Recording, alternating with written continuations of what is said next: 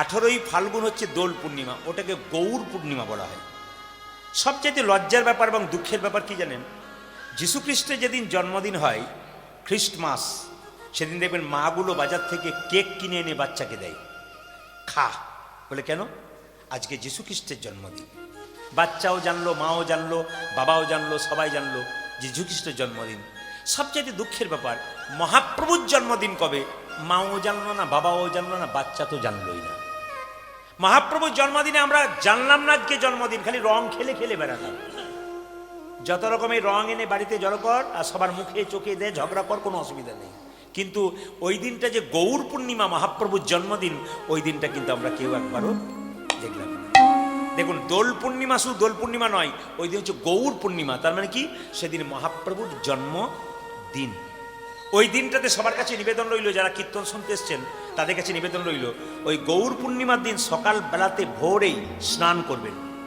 স্নান যদি করবেন তবে গঙ্গা জলে স্নান করলে খুব ভালো। যদি গঙ্গা জল না থাকে, 1 বালতি জলে একটু গঙ্গা জল মিশিয়ে দেবেন। আর যদি গঙ্গা জল একেবারে না থাকে, তাহলে মাথায় একটু জল নিয়ে গঙ্গা গঙ্গা গঙ্গা বলে গঙ্গাকে স্মরণ করবেন। তবু গঙ্গা স্মরণ করে স্মরণ করবেন। সেই দিন কিন্তু একটু পরমান্ন তৈরি করে গোবিন্দের চরণে দেবেন এবং ভগবানের চরণে 3টি তুলসী পত্র দেবেন।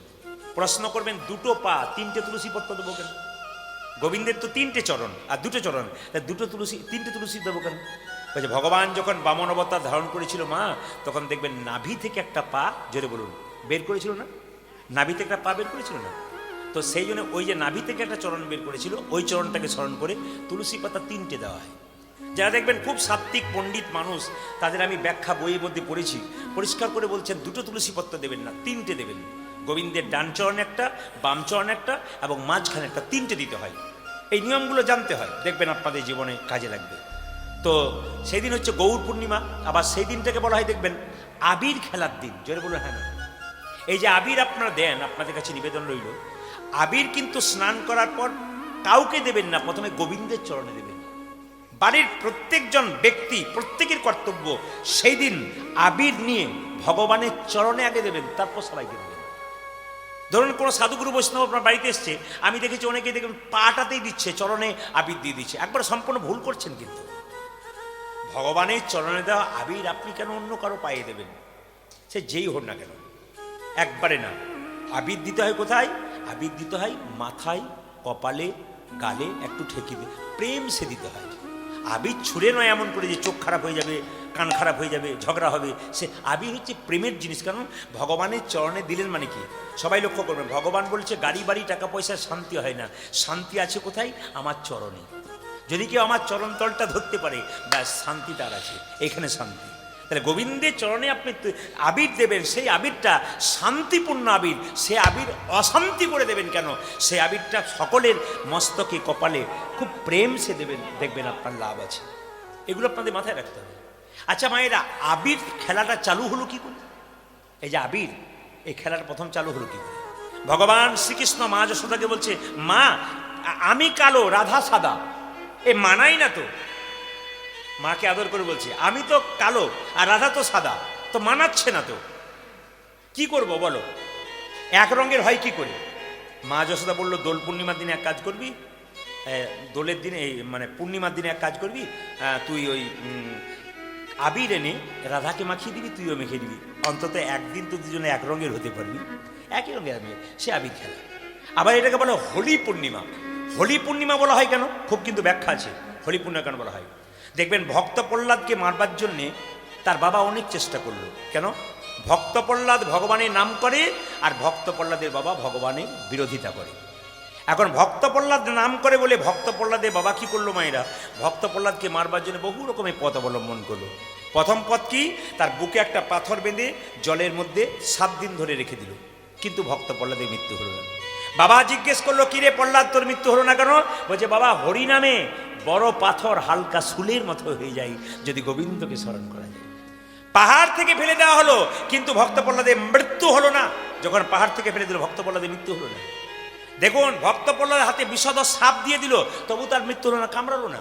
ভক্ত প্রহ্লাদের হাতে বিষের নাড়ু দিল, ভক্ত প্রহ্লাদের মায়ের নাম ছিল কয়াদু, বিষের নাড়ু দিল, কিন্তু বিষের নাড়ুটা দেওয়ার পরও দেখবেন বিষের নাড়ু খেয়েও ভক্ত প্রহ্লাদের মৃত্যু হলো না। শেষ একটা পথ আছে, ভক্ত প্রহ্লাদের পিসির নাম ছিল হোলিকা। এই যে হোলি দহন বলেন না, হোলিকা দহন, এই হোলিকাটা কে? ভক্ত প্রহ্লাদের পিসি, মানে হিরণ্যকশিপুর বোন। ওর একটা বর ছিল, ব্রহ্মার কাছ থেকে একটা বর পেয়েছিল যে একটা চাদর তোমাকে দিলাম। ব্রহ্মা বলল, এই চাদরটা নিয়ে তুমি যদি আগুনে প্রবেশ করো তুমি কোনোদিন পুড়বে না। ব্রহ্মা হোলিকাকে একটা চাদর দিয়েছিল, হোলিকা ধ্যান করেছিল ব্রহ্মার, তো ব্রহ্মা একটা চাদর দিয়েছিল যে তোমাকে শোনো, এই চাদরটা দিলাম, তুমি আগুনে প্রবেশ করলে তুমি কোনোদিন পুড়বে না, চাদরটা গায়ে নিয়ে থাকবে। এটা জানে কি? হিরণ্যকশিপু। সে বললো একটা চিতা সাজিয়ে দিই, চিতা সাজিয়ে হোলিকাকে বসিয়ে দেবো। আর হোলিকাকে যে না বসিয়ে দেবো, ব্যাস প্রহ্লাদ কি করবে? প্রহ্লাদকে কোলে নিয়ে বসে থাকবে, হোলিকা পুড়বে না, আর প্রহ্লাদ পুড়ে ছাই দিবে। তো শাস্ত্র কি বলেছে? পরিত্রাণায় সাধুনাং বিনাশায় চ দুষ্কৃতম। ভগবানের কাজ কি? দুষ্টের দমন করা আর শিষ্টের পালন করা। তাই তিনি কি করলেন? ভক্ত প্রহ্লাদ কোলে বসে বৈষ্ণব তিনি নাম করছেন, আর হোলিকা চাদরটা গায়ে নিয়ে, হোলিকা চাদরটা গায়ে নিয়ে চুপচাপ বসে আছে। চিতাতে আগুন জ্বালিয়ে দিল, হোলিকা জ্বলে পুড়ে ছাই হয়ে গেল, ভক্ত প্রহ্লাদ বেঁচে। বাবা, তাই সবার কাছে নিবেদন রইল, এই তখন থেকে হোলিকা দাহন, এইটার নাম অনুসারে হোলিকা, হোলিকা দাহন। ওই জন্য সকালবেলায় ঘুম থেকে উঠে যদি কেউ গোবিন্দ দর্শন করতে পারে, তবে তার মতো সুখী পৃথিবীতে কজন আছে? প্রচুর টাকা আছে, প্রচুর গাড়ি আছে, বাড়ি আছে, কিন্তু ঘুমোবার সময় 1 টাকার ঘুমের ট্যাবলেট ছাড়া ঘুম হয় না। এমন ঘুমের দাম কি আছে? হরিবল হরিবল। এমন ঘুম হবে যেন গোবিন্দের নাম করতে করতে ঘুমাতে পারি, আর গোবিন্দের নাম করতে করতে জাগতে পারি। এটাই তো শান্তি। ভগবান শুধু বলছেন, চোখের জলে ভেসে আমার চরণ ধুইয়ে দাও। যত কাঁদবে আমার নামে তত তোমার কাছে আমি যাব। ভগবান কিচ্ছু চাই না, শুধু চোখের জল চাই। মন মনা মদ ভক্ত মদ জাজিমাং নমস্কুরু। ভগবান বলছেন, কটা টাকা আমাকে মন্দিরে দিলে ওটা আমি দেখি না, কটা আপেল কটা কলা গোবিন্দের চরণে দিলেন, ভগবান তো খায় না। ভগবান দেখে তুমি প্রেমের ভাবে দিলে না অহংকারী। হরিবল হরিবল। যিনি প্রেম নিয়ে গোবিন্দের চরণে যায়, যিনি ভালোবাসা নিয়ে গোবিন্দের চরণে যায়, ভগবান যে তার হয়ে যায়। ওই জন্য ভগবানের চরণে বসে শুধুমাত্র একটু কাঁদতে হবে। আমি যে জায়গায় ছিলাম ভাইরা, সকালবেলায় ঘুম থেকে উঠে স্মৃতি শাস্ত্র বলল, যদি আপনার বাড়িতে যেখানে শুয়ে থাকেন দেওয়ালে যদি রাধাকৃষ্ণের মূর্তি না থাকে, দরকার নেই। করাগ্গে বসতে লক্ষ্মী কর মূলিতু সরস্বতী কর মধ্যে গোবিন্দম প্রভাতে কর দর্শনম। দেখুন, যতগুলো আসরে আমরা গান করি মোটামুটি 25,000, 20,000, 22,000, নিম্নপক্ষে 10 থেকে 8,000 ভক্ত হয়। আজকে আমার ভালো লাগছে এই জন্যে যে এই সমষ্টি কয়েকটা ভক্ত নিয়ে কীর্তন করা, এ আমার অভিজ্ঞতা প্রথম হচ্ছে মনে হচ্ছে। তো গৌর গোবিন্দের কৃপা, তিনি আজকে যেগুলোকে দিয়েছেন এই মানে সেবা করার জন্যে, সেইগুলোই আস্তে আস্তে সেবার জন্য আসবে। গোবিন্দ সেবাই তো সবাই লাগে না, তো যতগুলো লেগেছেন সেগুলো গোবিন্দ কৃপাতে আজকে সকালবেলায় লেগেছেন। এই সময় সবাই আসতে পারে না, এই যে আপনারা ধীরে ধীরে ধীরে ধীরে আস্তে আস্তে আসছেন, এটা হচ্ছে সবচাইতে খুব মানে গৌর গোবিন্দের কৃপা ছাড়া হয় না। তো যে জায়গাতে ছিলাম, করাগ্গে বসতে লক্ষ্মী করমূলিতু সরস্বতী করমধ্যে গোবিন্দম প্রভাতে কর দর্শনম। সকালবেলায় ঘুম থেকে উঠে নিজের করটাকে দর্শন করতে হয়, শিখে নিন। এইভাবে আপনি যদি 1 মাস করতে পারেন, 1 মাস পর আপনার জীবনটা যে জায়গায় ছিল আপনি আরো উন্নত জায়গায় যাবেন যদি এই জায়গায় করতে। করাগ্গে বসতে লক্ষ্মী কর মূলিতু সরস্বতী কর মধ্যে গোবিন্দম প্রভাতে কর দর্শনম। তার মানে কি মায়েরা তাকান, করাগ্গে বসতে লক্ষ্মী মানে এখানে মা লক্ষ্মী আছে, করমূলিতু সরস্বতী এখানে কি আছে, মা সরস্বতী, কর মধ্যে গোবিন্দম এখানে আছে ভগবান শ্রীকৃষ্ণ। হ্যাঁ, প্রভাতে কর দর্শনম, সকালবেলাতে কর দর্শন করতে হয়, তবে ভগবান দর্শন হয়। স্মৃতিশাস্ত্র খুব সুন্দর নিয়ম বলেছে, 1 মাস পালন করুন, তারপর দেখবেন আপনি ছাড়তে পারবেন না, আপনার জীবন পরিবর্তন হয়ে যাবে। বাচ্চাকে শেখান, আপনি শেখান, জীবনের গতিটা আপনার চেঞ্জ হয়ে যাবে। এইবার সকালে যখন আপনি ওই নিজের কর্তা দর্শন করলেন, দর্শন করার পর কী করবেন মায়েরা, না যে বিছানা থেকে আপনি শুয়েছিলেন সেই বিছানা থেকে যখন উঠবেন, যে মাটিতে পা দেবেন, সেই মাটিতে পা দেবার আগে সেই মাটিটাকে একবার প্রণাম করবেন। কেন প্রণাম করবেন? এই মাটিতে মহাপ্রভুর চরণধূলি আছে, এই মাটিতে ভগবান শ্রীকৃষ্ণের চরণধূলি আছে, এই মাটিতে ভগবান রামচন্দ্রের চরণধূলি আছে। এই চরণধূলিতে পা দেবার আগে একবার প্রণাম করতে হয়। যদি নারী হয় আসতে বাবা, যদি নারী হয় উনি বাঁ পাটা আগে নামাবেন, আর যদি পুরুষ হয় তবে উনি ডান পাটা আগে নামাবেন। এই কয়েকটা রীতি যদি কেউ করতে পারে তবে জীবন তার সফল হয়ে যায়। তা আমি যে জায়গায় ছিলাম, ঐশ্বর্য বীর্য শ্রী যশ, ভগবানের মতো যশবান আর কেউ নেই। ঐশ্বর্য বীর্য শ্রী যশ জ্ঞান, ভগবানের মতো জ্ঞানবান আর কি আছে? কেন? ভগবান শ্রীকৃষ্ণের মুখশ্রিত বাণী হচ্ছে শ্রীমদ্ ভাগবত গীতা। ভাগবত মানে কি মা? ভক্তি, জ্ঞান, বৈরাগ্য এবং ত্যাগ, এর নাম হচ্ছে ভাগবত। যেটা ভগবান শ্রীকৃষ্ণের মুখ থেকে হয়েছিল এবং ভগবানের চরণ থেকে গঙ্গার জন্ম হয়েছিল। ভগবানের চরণ ধরি কেন? গঙ্গা ভগবানের চরণ থেকে পেয়েছি, আর মুখ থেকে পেয়েছি কি? শ্রীমদ্ ভাগবত গীতা। এই জন্য তিনি কত বড় জ্ঞানবান। ঐশ্বর্য বীর্য শ্রী যশ জ্ঞান আর বৈরাগ্য। ভগবান শ্রীকৃষ্ণ যখন মথুরায় চলে গেলেন বৃন্দাবন থেকে, তখন আমরা ভাবলাম যে ভগবানের বৈরাগ্য জন্মেছে, কিন্তু জন্মাই নাই। কেন? প্রমাণ কি? না, উদ্ধবকে মাঝে মাঝে পাঠাতো বৃন্দাবনে, কে কেমন আছে খবরটা নিয়ে এসো। বৈরাগ্য পাকাপাকি হয় নাই। বৈরাগ্য পাকাপাকি হলো কখন? যখন তিনি কলিযুগে মহাপ্রভু গৌর হরি হলেন, তখন তার কিন্তু সন্ন্যাস নেবার পর তার বৈরাগ্য নেতাই গৌর হরি হরি। তাই মহাপ্রভুর ভাবটি কেমন? ওগো কহইতে গদ গদ, ওগো কহইতে গদ গদ, কহইতে গদ গদ, আজ কহইতে গদ গদ, কহয় না যাই রে, ওগো কহইতে গদ গদ, কহ না যাই রে।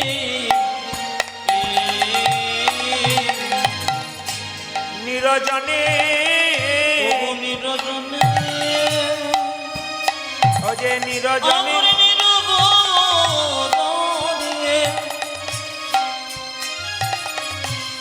বসে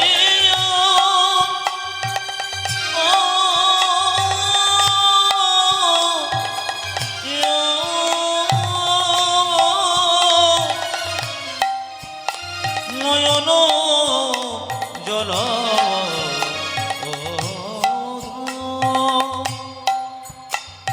আমার গো গোরা, ওদের নিরজনে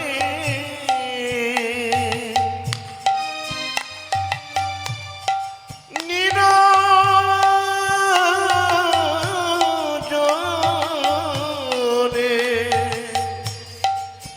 আজ বসিয়া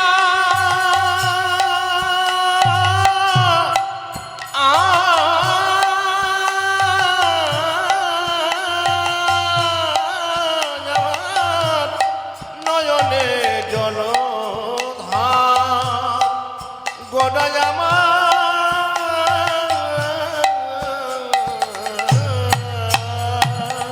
ভেসে যাই ভেসে যাই, ভেসে যাই ভেসে যাই, ভেসে যাই ভেসে দেখো দেখো ভেসে যায় ভেসে ও যায়, যে নয়ন জলে গোড়ারাই ভেসে যাই ভেসে, নয়ন জলে গোড়ারাই ভেসে যায় ভেসে ও যে যায়, নয়ন জলে গোড়ারাই ভেসে যাই ওই ভেসে। আমার নয়ন জলে গোড়ায় ভেসে যায় ভেসে ও যে কি জানি কোন ভাবের উদয় ভেসে যায় ভেসে যায় কি জানি কোন ভাবের হৃদয় ভেসে যায় ভেসে ও যে কি জানি কোন ভাবের উদয় ভেসে যায় ভেসে যায় কি জানি কোন ভাবে হৃদয় ভেসে যায় ভেসে ও যে নয়ন জলে গোড়ারাই ভেসে যায় ভেসে যায় নয়ন জলে ও গোড়ায় যে কি জানি কোন ভাবের উদয় নয়ন জলে ও গোড়ায় যে কি জানি কোন ভাবের উদয় নয়ন জলে গোড়ায় ও যে কি জানি কোন ভাবের উদয় নয়ন জলে গোড়ায় ও যে কি জানি কোন ভাবের উদয় নয়ন জলে গোড়ায় ও যে কি জানি ভেসে যায় ভেসে যায়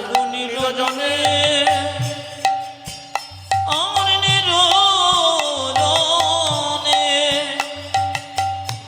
বসে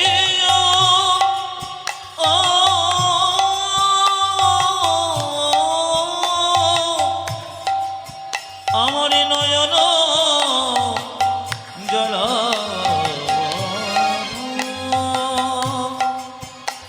আমার গো গোরা আজ নয়ন জল ধারে নয়ন জল এক পাশে বসে মহাপ্রভু কাঁদছেন নিরজনে বসে বসে। হরে কৃষ্ণ। নিরজনে বসে বসে মহাপ্রভু কাঁদছেন। মেয়েরা এখানটা সুন্দর কথা আপনাদের বলে যাই, যদি বাড়িতে আপনাকে কেউ কিছু বলে, মনের মধ্যে কোনো দুঃখ থাকে, কোনো যন্ত্রণা থাকে, কারো কাছে মনের কথা বলতে নাই।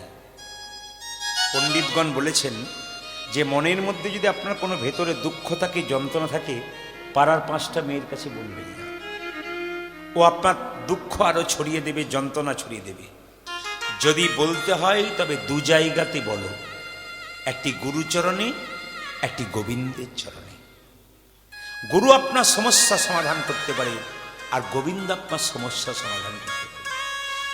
গুরু যদি না থাকে তাহলে গোবিন্দের মন্দিরে চুপচাপ বসুন, যত কথা আছে ভগবানকে বলুন, একমাত্র ভগবান শুনতে পারে। আর যত ভগবানের কাছে বসবেন তত শান্তি পাবেন। শান্তি কোথাও নেই মা, শান্তি আছে একমাত্র গোবিন্দের চরণে। আর শান্তি আছে কোথায়?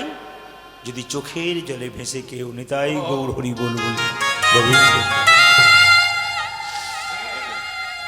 এখানে কি সুন্দর শিক্ষা দিলেন দেখুন। বলছে নিরজনে বসে বসে নয়ন জলধার। এই যে পদটা আমি গাইলাম, মহাপ্রভু নিরজনে বসে বসে কাঁদছেন। যত কাঁদবেন তত গোবিন্দ প্রাপ্তি হবে। না কাঁদলে গোবিন্দ প্রাপ্তির শান্তি নাই। এই জন্য বারবার বলবো, ভগবানের মন্দিরে একটু কাঁদতে হয়।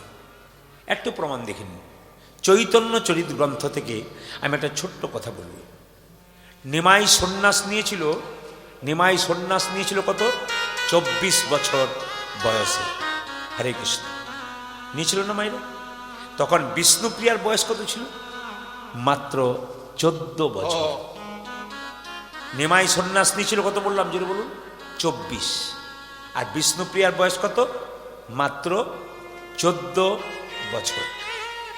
ওই মেয়েটি শিখিয়ে দিল চোখের জলে ভেসে ভগবানকে কিভাবে ডাকতে হয়। প্রথম বিবাহ নিমাইয়ের লক্ষ্মীপ্রিয়ার সঙ্গে, তিনি সাপে কেটে মরে গেলেন। আর দ্বিতীয় বিবাহ হলো বিষ্ণুপ্রিয়ার সঙ্গে। তাকে ঘরে রেখে মহাপ্রভু কীর্তন করতে লাগলেন। এই বিষ্ণুপ্রিয়া মাকে আপনারা কেউ জানলেন না, শুধু মহাপ্রভুকেই জানলেন। কিন্তু একজন পুরুষ বড় হবার পেছনে একজন নারীর অবদান অনেক। হরিবল হরিবল হরিবল। নারী যদি নারীর মতো হয় তবে পুরুষ ওপরে উঠে যায়, আর নারী যদি আনারী হয় তবে পুরুষ নিচে নেমে যায়। এই যে একজন পুরুষের জীবনে বড় হবার পেছনে একজন নারীর অবদান অনেকখানি আছে।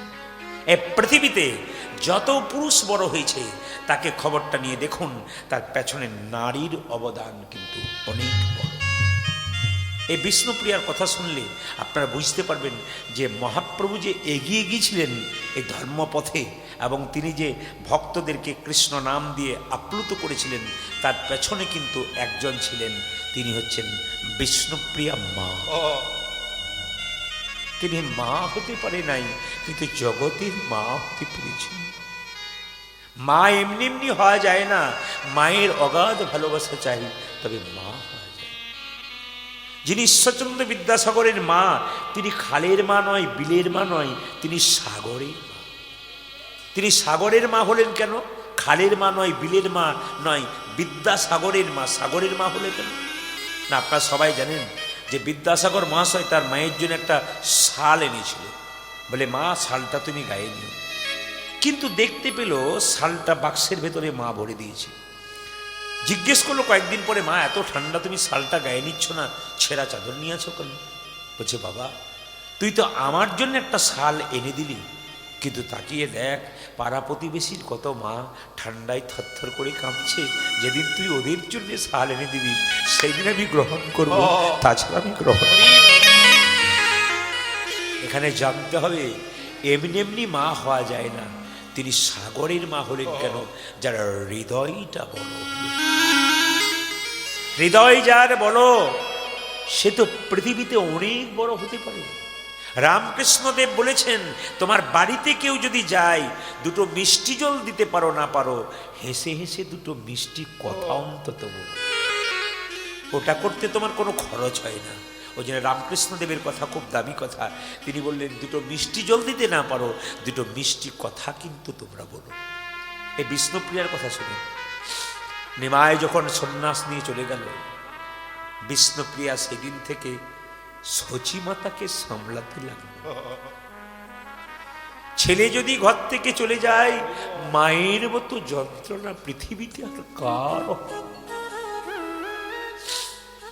সচিমা নিমাই নিমাই নিমাই নিমাই বলে কেঁদে কেঁদে বেড়াই। একদিকে বিষ্ণুপ্রিয়া কাঁদে, একদিকে নিমাই কাঁদে, একদিকে নদিয়াবাসী কাঁদে। তো বিষ্ণুপ্রিয়া সারাদিন কাঁদতে পারত না। সচিমাতা সারাদিন নিমাই নিমাই বলে কাঁদতো, আর বিষ্ণুপ্রিয়া তাকে আশ্বাস বানিয়ে দিত, মা তুমি কাঁদছো কেন? তোমার ছেলে জগবাসীর জন্য চলে গেছে, হরিনাম দেবার জন্য, তুমি কাঁদছো কেন? তুমি কেঁদো না, তুমি কেঁদো না মা, জগবাসীকে হরিনাম দিচ্ছে। বলছে সারাদিন শাশুড়ি মাকে বোঝাতো, শাশুড়ি মাকে ভোলাতো, কিন্তু রাত্রিবেলায় নিজের মনকে ভোলাতে। একজন স্ত্রী যদি স্বামীকে হারায়, সারাদিন সবাইকে সান্ত্বনা দেয়, রাত্রিবেলায় কি কখনো সান্ত্বনা দিতে পারে? পারে না। বিষ্ণুপ্রিয়া সারা রাত্রি জেগে থাকতো, কাঁদতো। যদি বা রাত্রিবেলা একটা ঘুম আসতো, তো ভোর 4টের সময় ঘুম থেকে উঠে কি করতো জানেন? শীতকালে, গ্রীষ্মকালে, বর্ষাকালে গঙ্গায় স্নান করে আসতো। শুনবেন, এই কথাগুলো হচ্ছে চৈতন্য চরিত গ্রন্থ, জীব গোস্বামী পাদের লেখা। যদি কেউ বইপত্র পড়েন তাহলে জানবেন যে চৈতন্য চরিত গ্রন্থ জীব গোস্বামী পাদের লেখা। প্রত্যেকটি কথা বর্ণনা করা আছে, আমি যেগুলো আপনাদের সামনে বর্ণনা করছি। বিষ্ণুপ্রিয়া সকালবেলায় ঘুম থেকে উঠে তিনি কি করতেন না, গঙ্গায় স্নান করতেন। এই যে শীতের রাত্রিতে মানুষ যখন ভোরবেলায় উঠতে পারে না, তখন ভোর 4টের সময় বিষ্ণুপ্রিয়া গঙ্গা থেকে স্নান করে ভিজে কাপড়ে, চিন্তা করুন, কাপড় পরিবর্তন করতেন না, ভিজে কাপড়ে হরে কৃষ্ণ হরে কৃষ্ণ হরে কৃষ্ণ হরে কৃষ্ণ। কত বয়স বললাম? জোরে বলুন, কত বললাম? 14 বছর। একটা 14 বছরের মেয়ে, মানে ক্লাস 9-এ পড়া মেয়ে। সেই মেয়েটার কথা চিন্তা করুন, কেমন ভক্তি দেখুন। শুধু সকালবেলায় ঘুম থেকে উঠে স্নান করার পর ভিজে কাপড়ে ঠান্ডাতে হরে কৃষ্ণ হরে কৃষ্ণ হরে কৃষ্ণ হরে কৃষ্ণ। পাশের মেয়েরা বলে উঠতো, প্রিয়া তুই যে মরে যাবি রে, ভোরবেলায় স্নান করে তুই কৃষ্ণ নাম করছিস, তুই যে মরে যাবি। বিষ্ণুপ্রিয়া কেঁদে কেঁদে বলতো, দিদি আমার মা আমাকে শিখিয়ে দিয়েছে, স্বামী যদি ধর্ম করে আর স্ত্রী যদি তার পেছন পেছন তাকে সাহায্য না করে, তবে তাকে সহধর্মিণী বলবে কি করে? আমি যে সহধর্মিণী, তিনি চলে গেছেন কৃষ্ণ নাম করতে করতে, আমি যদি তার পেছন পেছন কৃষ্ণ নাম না করি, তবে আমি সহধর্মিণী হলাম কি করে? সবাই শুনবেন কথাগুলো খুব মন দিয়ে। তো মায়েরা প্রশ্ন করবেন, সকাল থেকে সন্ধে পর্যন্ত নাম করতো, খেত কি? পাড়ার মেয়েরা জিজ্ঞেস করছে, প্রিয়া তুই তো সবসময় হরে কৃষ্ণ নাম করিস, তুই খাস কি? সকাল থেকে সন্ধে পর্যন্ত হরে কৃষ্ণ নাম করত, আর একটা করে ধান খুঁটে খুঁটে চাল বের করত। ত্যাগ ছাড়া গোবিন্দ পাওয়া যায় না। যে কোনো জিনিস করুন, জীবনে যদি ত্যাগ না থাকে আপনার কোনো গোবিন্দকে পাবেন না। যে কোনো ব্যাপারে ত্যাগ থাকতে হবে। আপনি সবেই ভোগ করবেন আর সব কিছু পাবো বলবেন, তা কোনোদিন পাবে না। ত্যাগ জীবনে দরকার আছে। বিষ্ণুপ্রিয়ার ত্যাগটা দেখুন, আমরা দিনের মাথায় 3 বার 4 বার খাওয়া দাওয়া করি, কিন্তু বিষ্ণুপ্রিয়া ভোর 4টে থেকে সন্ধ্যে 6টা পর্যন্ত একটা করে ধানকে খুঁটে একটা করে চাল বের করত। সকাল থেকে সন্ধ্যে পর্যন্ত যে কটা হরিনাম কুটিত ধান হতো, চাল হতো, সন্ধ্যাবেলায় গঙ্গা থেকে জল এনে একবার সেদ্ধ করে খেত। এরই নাম বিষ্ণুপ্রিয়া। আপনারা 15 দিন পর একবার উপবাস করছেন, দিনের মাথায় একবার খাচ্ছেন, কিন্তু বিষ্ণুপ্রিয়ার ত্যাগটা লক্ষ্য করুন, প্রতিদিন একবার খায়। কি ত্যাগ! নিমাই সন্ন্যাস নেবার পর একবার অদ্বৈতের বাড়িতে এসেছিল। সবাই দেখেন, নিমাই সন্ন্যাস নেবার পর একবার অদ্বৈতের বাড়িতে এসেছিল। তো সঙ্গে সঙ্গে নিত্যানন্দ খবর পেয়ে ছুটে গিয়েছিল। ভাই বলে, কি ফিরে চল, তোর মা কাঁদছে, তোর স্ত্রী কাঁদছে, একবার বাড়ি ফিরে চল। নিমাই বলল, দাদা, যে একবার সন্ন্যাস নেই সে কোনদিন বাড়ি ফিরে যেতে পারে না। তবে আমার মায়ের যদি আমাকে দেখতে ইচ্ছে হয়, আমার মাকে আমার কাছে পাঠিয়ে দাও। নবদ্বীপের নরনারী সবাই যদি আমায় দেখতে চায়, সবাইকে পাঠিয়ে দাও। সবাই আমায় দেখতে আসবে, একজন যেন না আসে। বলুন তো ভাই, এরা কে? বিষ্ণুপ্রিয়া। নিমাই বললেন যে সবাই আমাকে দেখতে আসে, কিন্তু একজন যেন দেখতে না আসে। কে? বিষ্ণুপ্রিয়া। নিত্যানন্দ এসে সচিমা থেকে বলল, মা, তোমার নিমাই এসেছে। আর মা যখন শুনতে পেল যে আমার নিমাই এসেছে, তখন পাগলিনীর মতো ছুটছে, বৌমাকে বলছে, বৌমা তাড়াতাড়ি সেজে নাও, নিমাই এসেছে, নিমাইকে দেখতে যাব। আর বিষ্ণুপ্রিয়া যখন আলু থালু কেছে স্বামীকে দেখতে যাবে বলে ঘর থেকে বেরোতে যাচ্ছে, তখন নিত্যানন্দ বলল, দাঁড়াও, প্রভু সবাইকে ডেকেছে কিন্তু তোমায় ডাকে না। বিষ্ণুপ্রিয়া আছাড় খেয়ে পড়ল, প্রভু, যে তোমায় ভালোবাসি তাকে এত কাঁদাও।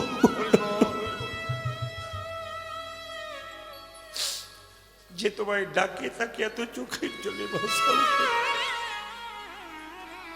বিষ্ণুপ্রিয়া কাঁদছে। সবাই লক্ষ্য করুন, চৈতন্য চরিতামৃতে কথাগুলো কত দামি দেখুন। এই সকালবেলায় আপনারা এসেছেন, মানে জমি যদি সকালবেলায় তৈরি করা যায় না, সারাদিন জমিটা কৃষ্ণমুখী হয়ে যায়। আজকে আপনারা সারাদিন অষ্টকালীন কীর্তন শুনবেন, তো আজকে সকালবেলায় যদি জমিটা একটু জল সেচন না করা যায়, জমিটাকে উর্বর না করা যায়, তবে সারাদিন আপনি ফসল রোপণ করবেন কি করে? এই জন্য সকালবেলাকার কীর্তন যদি একটু চোখের জল না থাকে, যদি এইখানটা সিঞ্চন না করেন, তাহলে বীজ রোপণ হবে কি করে? ওই জন্য আজকে সকালবেলায় কীর্তন শুনতে এসছেন, হৃদয়টাকে, জমিটাকে তৈরি করুন, যেন কৃষ্ণমুখী হয়, যেন ভজনমুখী হয়, যেন সাধনমুখী হয়। জীবনের পথটা যেন গোবিন্দের চরণ সাধন।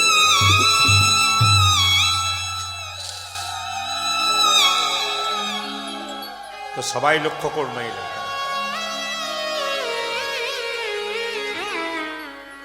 বিষ্ণুপ্রিয়া কি করছে দেখুন মেয়েরা। যখনই নিত্যানন্দ বলল, সচিমা তোমাকে ডেকেছে, তুমি যাবে, কিন্তু বিষ্ণুপ্রিয়া যাবে না। বিষ্ণুপ্রিয়া আছাড় খেয়ে পড়ল মাটিতে। সবাই থাকবেন, বিষ্ণুপ্রিয়া আছাড় খেয়ে পড়ল মাটিতে। বিষ্ণুপ্রিয়া মনে মনে ভাবলো, ঠিক আছে, আমি যাব না, তুমি যখন আমায় ডাকোনি। নবদ্বীপের মেয়েরা সবাই নিমাই দেখতে যাচ্ছে, চিৎকার করে বলছে, এ প্রিয়া, প্রভু সবাইকে ডাকলো আর তোকে ডাকলো। কাটা ঘায়ে নুনের ছিটা দেবার জন্যে বহুজন থাকে বাবা। আপনার যখন দুঃখ হবে, আপনি যখন কাঁদবেন, তখন কাটা ঘায়ে নুনের ছিটা দেবার জন্যে বহুজন থাকে। বিষ্ণুপ্রিয়া কাঁদছে আছাড় খেয়ে, আর মেয়েরা সব দেখতে যাচ্ছে, গৌর দেখতে যাচ্ছে, চিৎকার করে চলছে, এ প্রিয়া, প্রভু সবাইকে ডাকলো আর তোকে ডাকলো না, তোর মতো ভাগ্যহীনা আছে কজন? বিষ্ণুপ্রিয়াকে কেমন বলছে দেখুন, তোর মতো ভাগ্যহীনা আছে কজনা। বিষ্ণুপ্রিয়ার উত্তর শুনলে চমকে যাবেন। বিষ্ণুপ্রিয়া বলছে, তোরা আমাকে ভাগ্যহীনা বললি? না না, আস্তে আস্তে বাবা, এইদিকে এইদিকে। হরে কৃষ্ণ, কীর্তন শুনতে আসছেন, মতিটাকে ঠিক রাখুন। গল্প করতে করতে আসছি, কিন্তু মনে রয়েছে না যে আমি কারোর সঙ্গে গল্প করছি। হরে কৃষ্ণ, একবার সাইলেন্ট। কি বললাম? বিষ্ণুপ্রিয়াকে যখন বলছে তোর মতো ভাগ্যহীনা আছে কজনা, বিষ্ণুপ্রিয়া বলছে না, আমাকে ভাগ্যবতী বলবি, ভাগ্যহীনা বলবি না, আমার মতো ভাগ্যবতী আছে কজনা। বলে কেন? যাকে দেখবার জন্য হাজার হাজার মানুষ চলে যায়, সে তো হাজার হাজার মানুষের নয়, সে তো আমার মানুষ। আমার মানুষকে দেখবার জন্য যদি হাজার হাজার মানুষ চলে যায়, তবে আমার মতো ভাগ্যবতী কজন। হরি বল হরি বল। যাকে দেখবার জন্য হাজার হাজার মানুষ চলে যায়, সে তো হাজার হাজার মানুষের নয়, সে তো আমার, সে তুই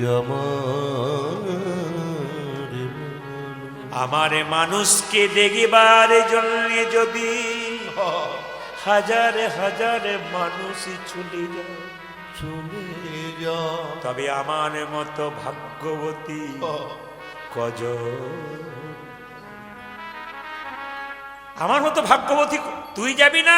না। উত্তর দেখুন, মেয়েরা বলছে তুই দেখতে যাবি না? না। বলে কেন? ভক্ত যদি ভগবানকে ডাকে, ভগবানের কাছে ভক্তকে যেতে হয় না, ভগবান ভক্তের কাছে আসে। বল হরি বল। মেয়েরা, ভক্ত যদি ভগবানকে ডাকেন না, ভগবানকে ভক্তের কাছে যেতে হয় না, ভগবান ভক্তের কাছে আসে। প্রমাণ কি? অহল্যা পাষাণ হয়েছিল, রামকে ডেকেছিল, অহল্যা রামের কাছে যায় নাই, রাম অহল্যার কাছে এসেছিল। যদি ডাকার মতো ডাকতে পারে, শুধু ডাকটাকে ঠিক রাখুন আর এই মনটাকে ঠিক রাখুন, ব্যাস গোবিন্দ পাবার পথ কিন্তু পরিষ্কার হয়ে যায়।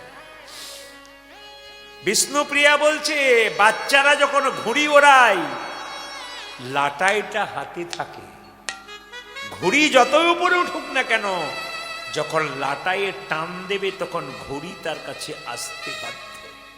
বিষ্ণুপ্রিয়া বলছে, ওরে আমার হাতে যে আমার প্রভুর প্রেমের লাটাইটা আছে, যত দূরেই যাক না কেন, আমি যখন প্রেমের লাটাইয়ে টান দেব, তখন আমার গৌর হরি আমার কাছে আসবে।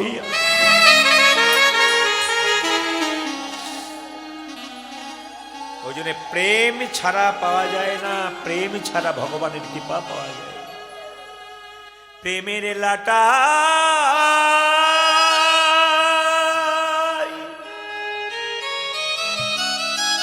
প্রেমের লাটাই যদি কেউ একবার নিজের কাছে ধরতে পারে, তবে প্রেমিক ভগবান তোমার কাছে আসতে बिना प्रेम से ना मिले नंदलाल, न मिली नंदलाल, बिना प्रेम से ना मिले न मिली प्रेम ছাড়া ভগবান কি পাওয়া যায়? সবাই লক্ষ্য করুন মায়েরা, সবাই গৌর দেখতে গেল, বিষ্ণুপ্রিয়া গেল না। আপনারা সবাই জানেন যে নিমাই সন্ন্যাস নেবার পর বিষ্ণুপ্রিয়ার কাছে একবারও আসে নাই, কিন্তু চৈতন্য চরিত গ্রন্থ বলছে সন্ন্যাস নেবার পর একদিন রাত্রিতে নিমাই বিষ্ণুপ্রিয়ার কাছে এসেছিল। জায়গাটি ধরবেন। অনেকেই জানেন যে নিমাই সন্ন্যাস নেবার পর বিষ্ণুপ্রিয়ার কাছে আর আসে নাই, কিন্তু একদিন গভীর রজনীতে বিষ্ণুপ্রিয়ার কাছে নিমাই এসেছিল, চৈতন্য চরিত গ্রন্থ বলছে। কখন এসেছিল মাইরা? রাত্রি 12টা। বিষ্ণুপ্রিয়া যখন ঘুমাচ্ছে তখন হঠাৎ দরজায় ধাক্কা। প্রিয়া, প্রিয়া, প্রিয়া। বিষ্ণুপ্রিয়া ঘুম থেকে উঠে বলল, কে? আমি এসেছি। মাঝরাত্রিতে 14 বছরের মেয়েটা যখন অঘোর ঘুমোচ্ছে, দরজায় তার স্বামী ধাক্কা দিচ্ছে, প্রিয়া আমি এসেছি। দরজা খোলেনি কিন্তু, তুমি, আমি এসেছি। বিষ্ণুপ্রিয়া ভেতর থেকে বলছে, এ জগতে সবাই তো আমি, তুমি কে? আমায় চিনতে পারো না? আমি তোমার প্রাণনাথ এসেছি। দরজা খুলবে না। বিষ্ণুপ্রিয়ার ভেতর থেকে বলছে, এতদিন পরে তুমি আমার কথা মনে রেখেছো প্রভু। হরিবল হরিবল। আমি দরজা খুলবো, কিন্তু খোলার আগে একটি প্রশ্নের উত্তর চাই, তবে দরজা খুলবো নইলে খুলবো না। কি? যে ভগবানকে ডাকে তারা তো কষ্ট হয় কেন? যে ভগবানকে ডাকে তাকে সারা জীবন চোখের জলে কষ্ট হয়।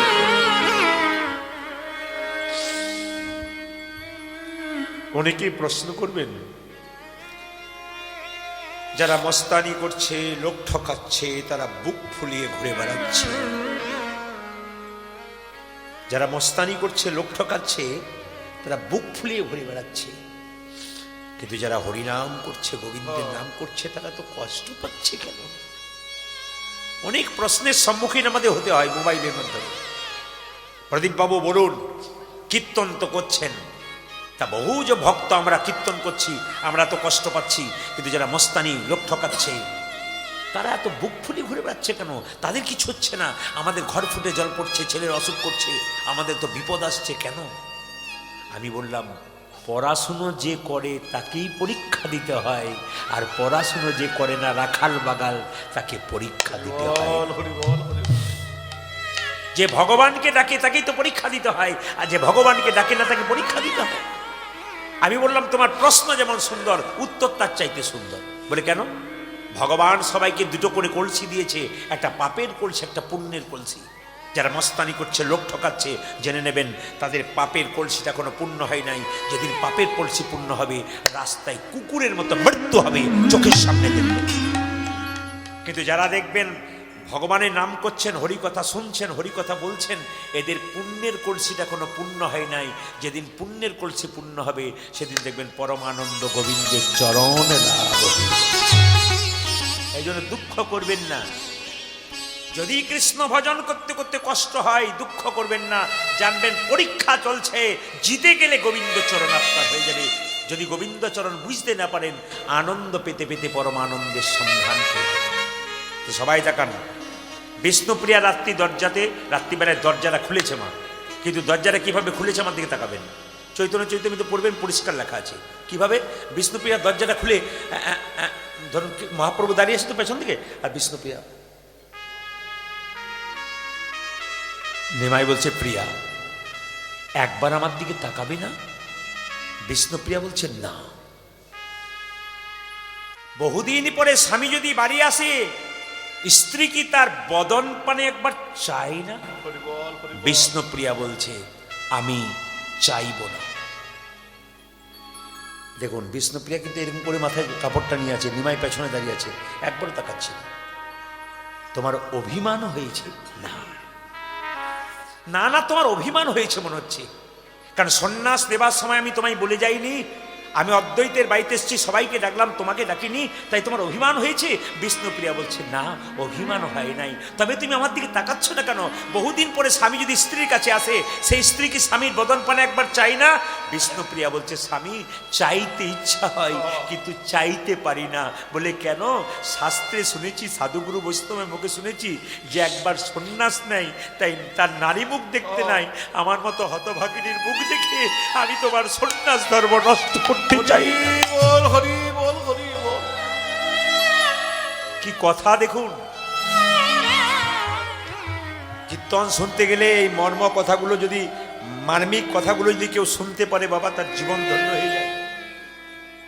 একজন নারী পুরুষের, একজন স্বামী যদি সন্ধ্যে 7টায় আসে, কোনোদিন 9টার সময় আসে, সেই স্ত্রীর মুখ ভার হয়ে যায়। কিন্তু এখানে দেখুন বিষ্ণুপ্রিয়ার কেমন ত্যাগ। কি বলছে? যে একজন পুরুষ, তুমি তো সন্ন্যাস নিয়েছো, নারীর মুখ দেখতে নাই, তা আমি তোমাকে মুখটা দেখাই, একবার তাকাবে না? বলে না। একবার চাইবে না? বলে না। আচ্ছা বেশ বেশ ঠিক আছে, তুমি আমার দিকে চেও না, কিন্তু একটা কথা বলে রাখি। বলে কি? আমি তো আর তোমার কাছে আসবো না, আমি চলে যাব, কিছু চাইবে না? না। কিছুই চাইবে না? না। কেন? একজন পুরুষ যদি, একজন স্বামী যদি নারীর কাছে বহুদিন পরে আসে, স্ত্রী কোনো চাওয়া পাওয়া থাকতে পারে না? বিষ্ণুপ্রিয়া বলছে না, তুমি চাইবে না? না, তবে আমি আসি। স্বামী, আমি কিচ্ছু চাইব না। বলে কেন? বিশ্বপতি ভগবানকে যে প্রতিরূপে পেয়েছে, তার আবার চাইবার কি আছে? তার আবার চাইবার কি আছে? তবে তুমি যখন আমায় চাইতে বললে প্রভু, প্রভু গো, তোমার কাছে কিছু চাওয়ার নাই, তুমি তো চলে যাবে, তোমার ওই খরম যুগল আমায় দাও, আমায় দাও। ওই খরম যুগল নিয়ে আমি তোমাকে স্মরণ করে বুকে রেখে আমি যেন তোমার নাম করতে করতে নিতাই গৌর হরি বল, হরি বল। সবাই জানেন যে নিমাই মায়েরা সবাই জানেন যে জগন্নাথ মন্দিরে মহাপ্রভু জয় জগন্নাথ বলতে বলতে বিলীন হয়ে গেছিল। বিষ্ণুপ্রিয়া মা কোথায় হয়েছিল? নবদ্বীপে যদি যান তো বিষ্ণুপ্রিয়া মা গৌর মন্দিরে কি করেছিল? মা ওই খরম যুগল বুকে নিয়ে ওখানেই সমাধিষ্ট হয়েছিল। তাই পণ্ডিত বলল, শোনো শোনো মায়েরা, সবাই মিলে একটু যখন এসেছেন সকালবেলায় একসঙ্গে একটু হাত তুলে গাইবেন আমার সঙ্গে, প্রেমানন্দে মেতে, একসঙ্গে একসঙ্গে প্রেমানন্দে মেতে হরি বলো। হ্যাঁ একসঙ্গে। হরি নামের বন্যা যে এলো, প্রেমানন্দে মেতে হরি বলো, হরি নামে বন্যা যে এলো। প্রেমানন্দে মেতে হরি বলো, হরি নামের বন্যা যে এলো। ও প্রেমানন্দে মেতে হরি বলো, হরি নামে বন্যা যে এলো। এই যে এমন বন্যা দেখি নাই, শুকনাতে তলাই ডুবলো দেশের নর নারী, জাতির বিচার নাই। এমন বন্যা দেখি নয়, শুকনাতে তলায় ডুবিল দেশে নর নারী, জাতের বিচার নাই। এমন বন্যা দেখি নাই, শুকনাতে তলাই ডুবলো দেশের নর নারী, জাতির বিচার নাই। এমন বন্যা দেখি নাই, শুকনোতে তলায় ডুবলো দেশে নর নারী, জাতির বিচার নাই। দেখো হরিদাস, দেখো হরিদাস, দেখো হরিদাস কাজীর ছেলে, সেও বুঝি ডুবলো ভাই। হরিদাস, হ্যাঁ দেখো হরিদাস, দেখো হরিদাস কাজীর ছেলে, সেও বুঝি ডুবলো না। দেখো হরিদাস, দেখো হরিদাস কাজীর ছেলে, সেও বুঝি ডুবলো ভাই।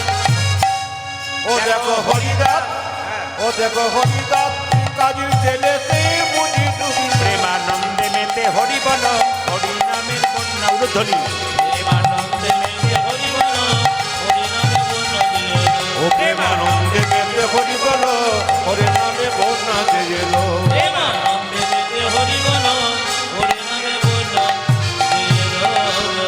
কি আজ কি হইল মনের কথা কহ নাই আমায়, গহনয় আমার, এ রাধা মোহনে মোহ আমার গোড়া গুণ গায়। ও গো এ রাধা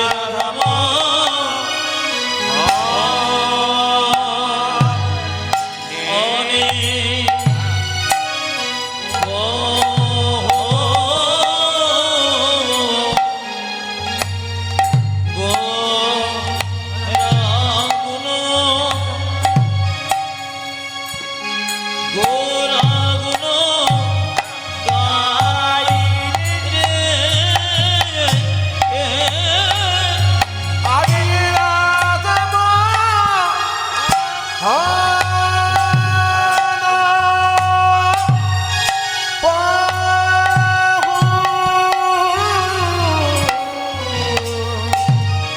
বনরা গুণ,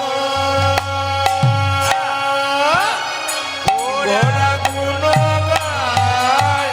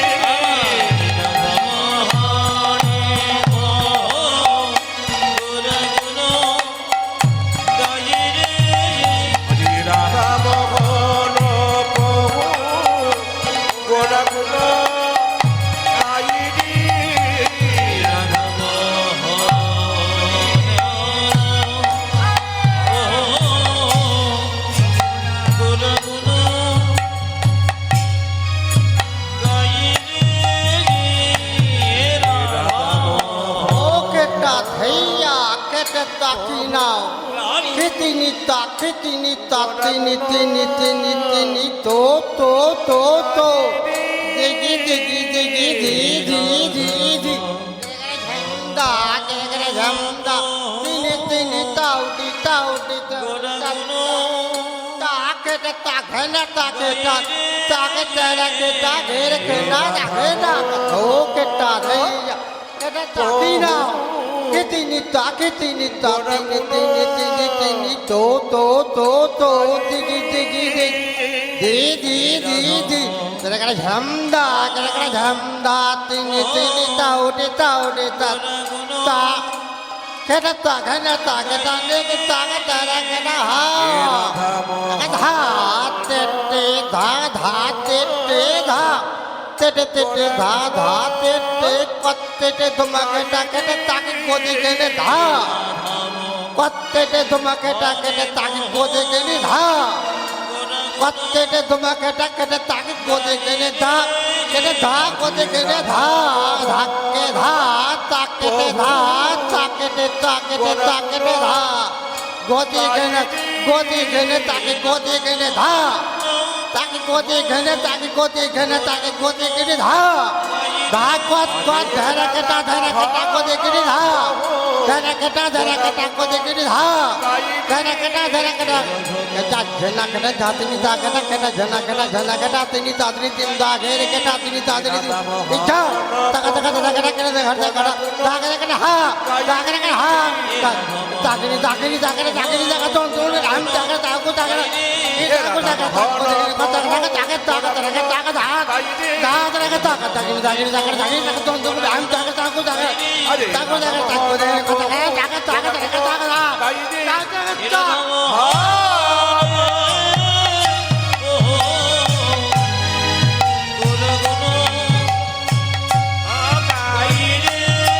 আরে রাগা মহারাম গোরা গুণ